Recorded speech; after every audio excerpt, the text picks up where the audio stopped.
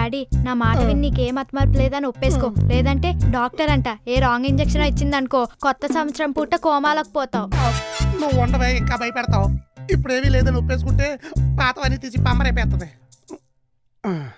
ఆ డాక్టర్ ఎవరో రాని చూద్దాం. ట్రీట్మెంట్ నేనే ఇస్తాను. ఏమే ఫోన్ కనబట్టలేదు. అబ్బా మళ్ళీ మర్చిపోయారా? ఏంటి రింగ్ ఎత్తావా? ఆ మాత్రం తెలివి మాకు లేదు. మరి ఫోన్ స్విచ్ ఆఫ్. కర్మ, ఏ పిల్లో కిందో ప్యాంట్ పాకెట్ లోనో మర్చిపోయి ఉంటారు.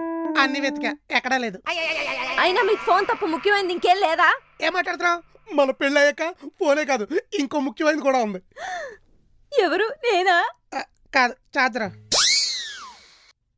ఒరే అజ్జి! అమ్మాయి గారు, మీ అయ్యగారి ఫోన్ ఎక్కడో తగలడిందంట, వెళ్ళి ఎత్తుకో. అలాగేనండి. అవసరం లేదు, మొబైల్ బాత్రూమ్ లోనే ఉంది. గుర్తు తెచ్చుకుంటాడో లేదో అని నేనే ఆఫ్ చేశా, కానీ నో యూస్. తీసుకో.